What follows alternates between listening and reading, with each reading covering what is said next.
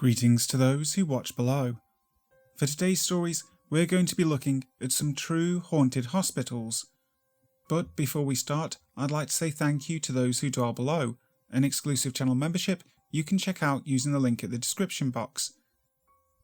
So thank you to Steffi Ray, Wicked Witch, Lisa Watts, Lefty Kim, M.A. Wade, Julie B, Jess Blackcurtain, Christina Groves, LT Punisher 666 and Chris BLK Chris. But for now, sit back, relax and enjoy. Hospital Weird Experiences by DarriuxDarkk. I work as a nurse on a night shift schedule. This story is one of the weirdest I have ever experienced. I work on this unit where it is just one hallway of rooms with a 20-bed capacity. Room 20 is at the very end of the hallway where the stairway to exit is located. Other than that, it is a dead end. At night, that side is particularly more spooky than the rest of the unit. I've heard from my colleagues about some scary stuff they experienced at that side of the hallway, especially in room 20. The stories ranged from patients saying they hear voices of children playing to people talking in the middle of the night, where almost all are quiet and the staff are on the nurses' station, charting or doing something else. The unit does not have children at all. Most of our patients are adults and never children because we have a paediatric unit for that. So when patients say they hear children playing in their room, that kind of raises a red flag for us. These patients are alert and orientated and not confused, just to clarify that.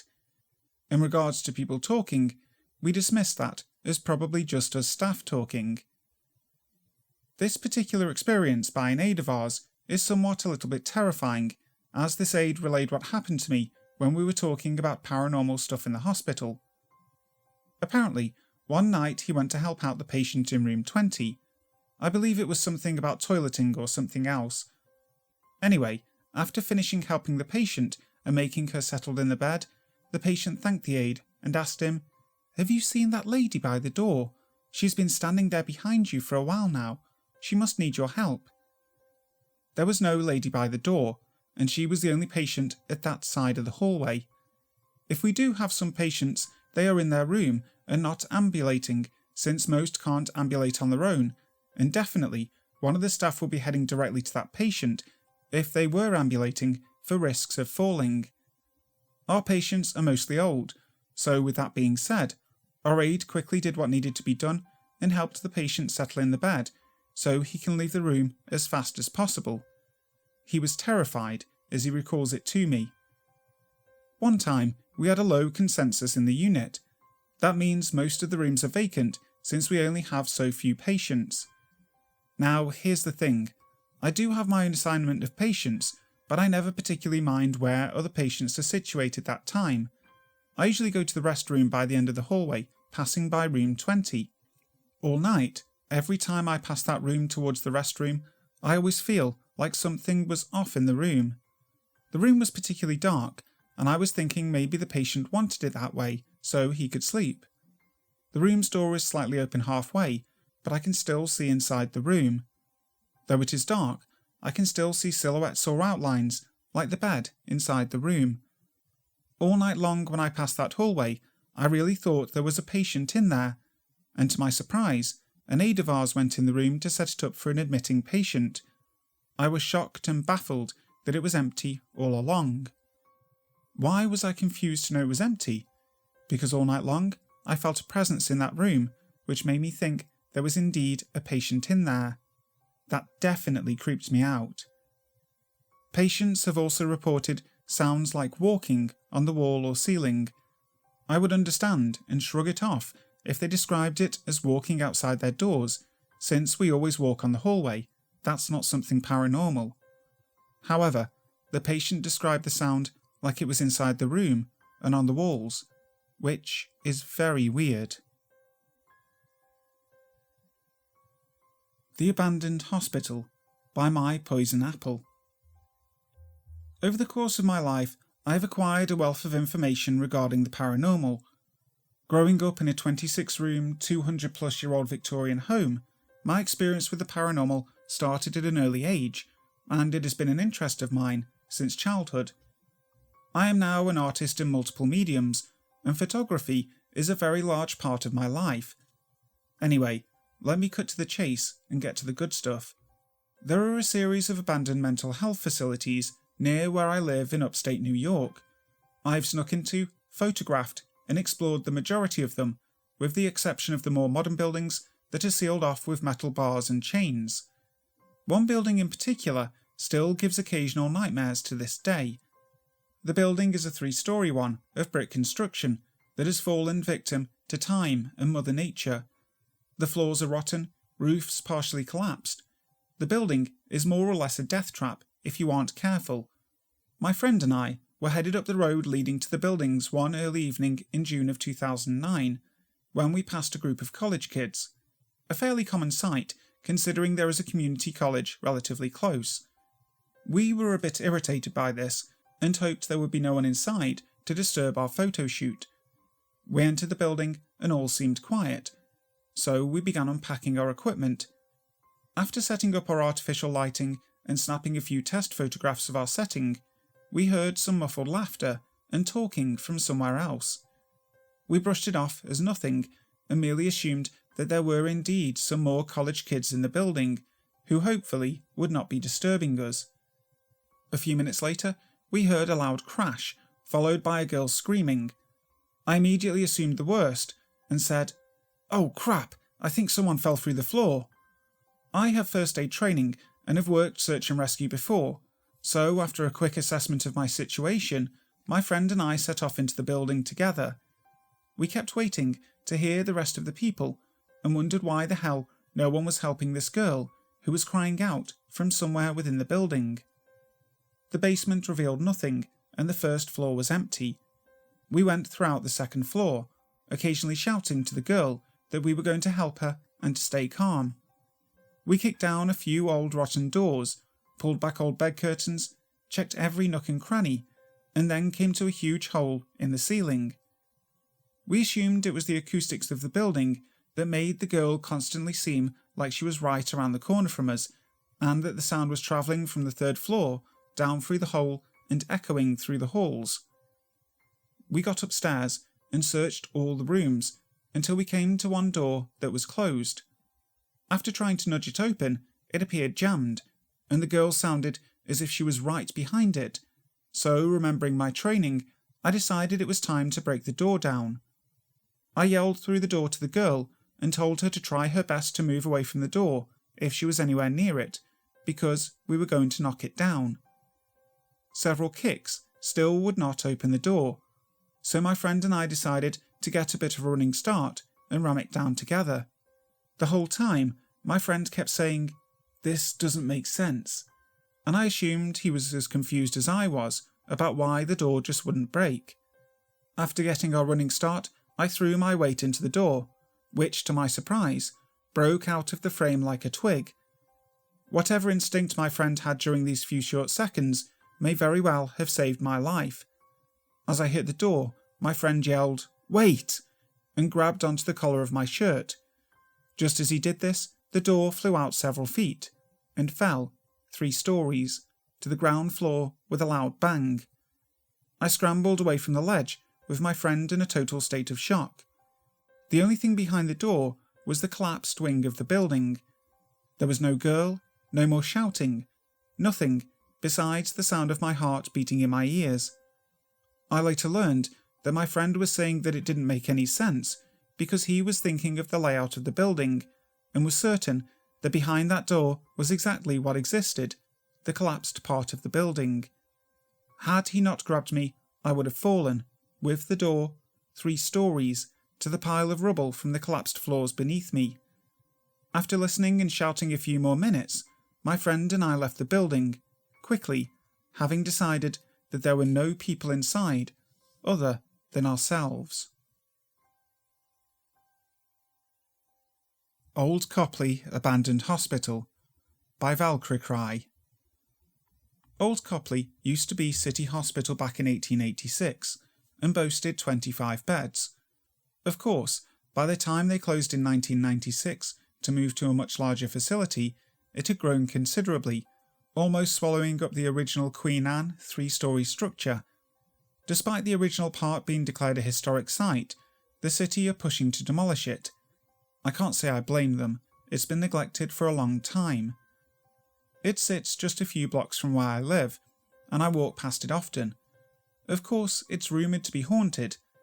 I feel a sentimental attachment to it, both my children were born there. I always pause walking past it, sometimes walking up to it. I feel bad, I guess, for it. All those years of service, all that history, and all it's getting is a wrecking ball at some point.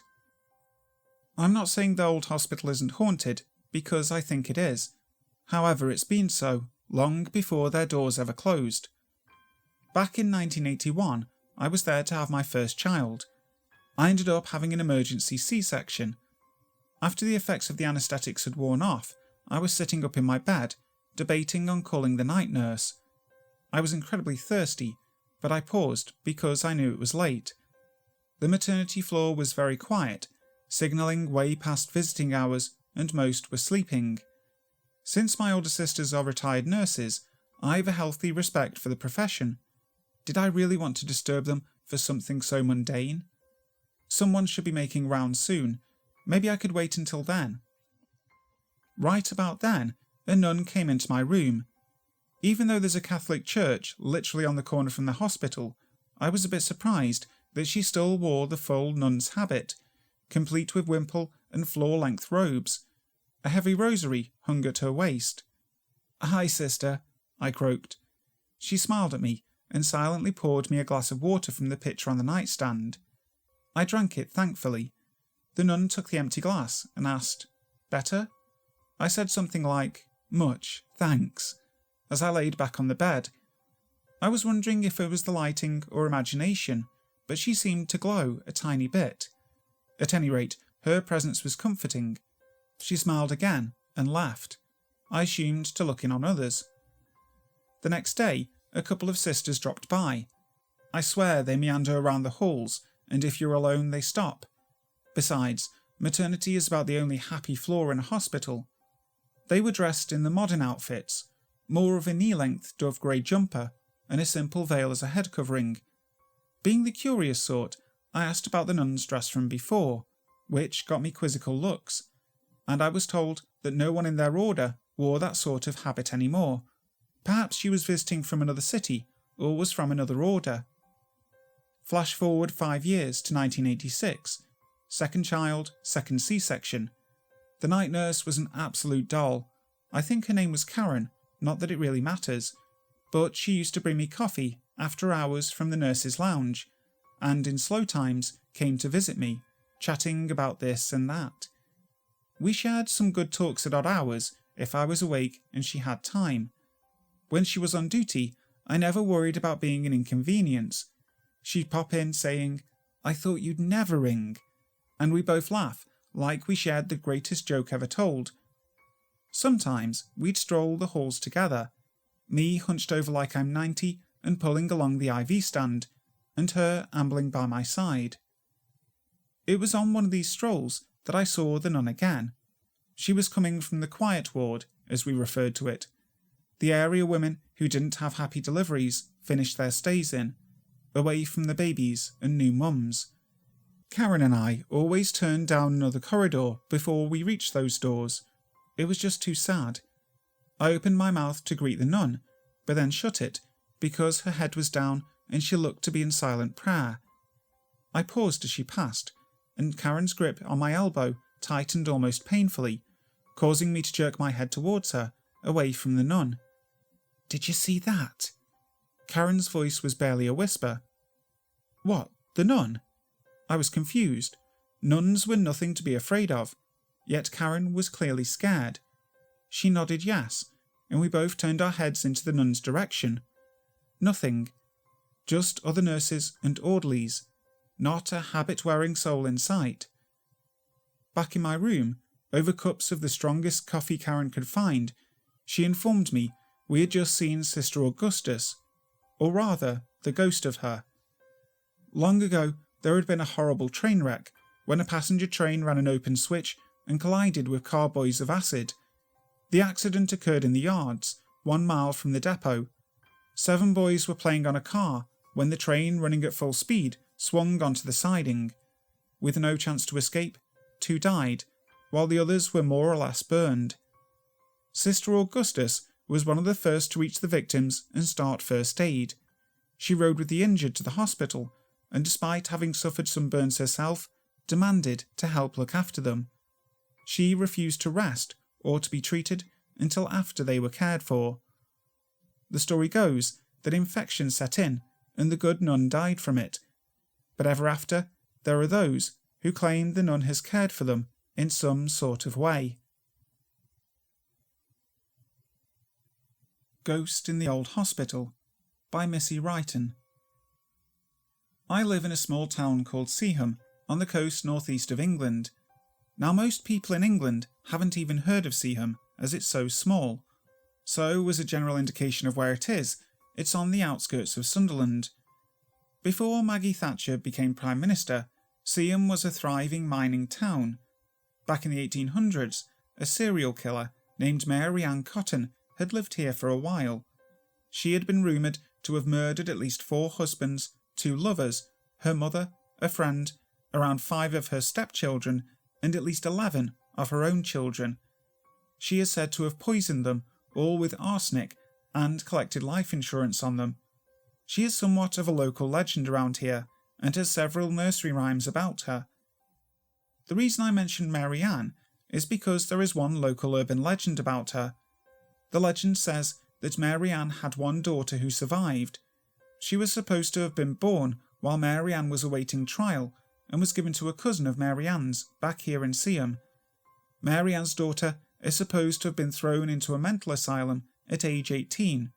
Some say when she learned of what her mother did, she went mad. Others say she was born evil. But of course, it's just a legend. She may never have been in an asylum at all. The legend goes on to say she died at age 27 in childbirth at the asylum and still haunts the building. Anyway, on with my story. One morning, I left the house and decided to go for a walk up to the small woodland near my home, up by a smaller town connected to ours named Merton. I have walked and driven by the woodland thousands of times, but never actually walked through it, so that's what I decided to do. I walked maybe 1.5 miles through the trees and came out at the edge of a farmer's field. I could see a farmhouse at one end of the field and didn't want to intrude, so I turned left and walked towards more trees. As I got closer to the trees, I could see a sign, so I walked up to it, and as I got around the corner, there was a building around 1/4 mile behind the sign. I realised I'd found the old hospital. I knew it was up that way, but it had been closed long before I was even born, so I never had any reason to be up there before. I am a very curious person.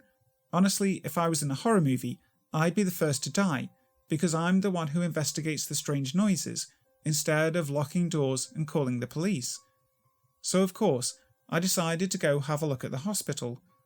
I looked around outside for a while, and there was nothing out of the ordinary, just overgrown grass and brambles. I had a look in a window, and it was just an empty room, very dirty and in great disrepair. I carried on looking for around 10 to 15 minutes, and even tried a door to see if I could get inside, but it was locked, so I decided to leave. I was halfway down the road towards the sign when I had a curious feeling that I should look back. I turned back and found my eyes drawn to an upstairs window, where just for a second I saw a shadow cross the window. At first I thought maybe a bird was in there, and I had just seen a shadow of it flapping around the room.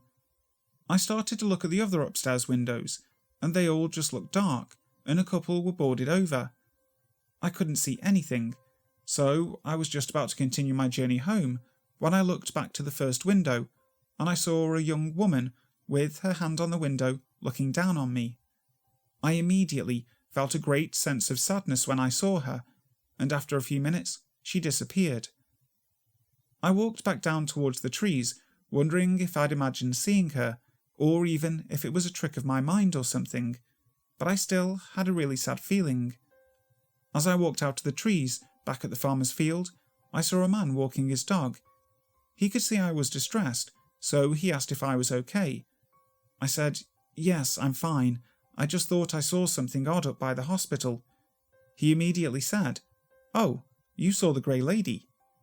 I was a little stunned for what he said, but continued to listen as he told me that him and his family had lived in the farmhouse for generations, and that his grandmother and some great aunts had worked as nurses and cleaners at the hospital before it had shut down. Before I could tell him where I'd seen her, he told me that he often saw her in an upstairs window or in the old hospital garden, and sometimes from his house he saw her wandering around by the edge of his field. He then told me a story his gran had told him about a young girl whose aunt sent her there because she thought she was mad. Before she was sent off to the asylum, apparently his gran, who was a nurse, had taken a liking to the girl and sort of acted like a mother figure to her while she was there. A few years after she was sent to the asylum, she died, and his gran said she had started to see the girl's ghost in her old room and other various places. He said the family referred to her as Mavis, but he isn't sure if that's her real name. I continued walking home and began to think about the legend of Mary Ann's daughter, and although I never believed the legend, it sort of made a little bit of sense. I told my partner about what I'd seen, but he, being a skeptic, said it could have been anything, a trick of the light, an old curtain that had blown in the draft, or something. I suppose he could be right, but I believed my eyes, and I saw a woman. I feel very privileged to have been able to see Mavis, and although I felt great sadness, I didn't feel threatened. It felt more like a feeling of loneliness and a sense of being lost.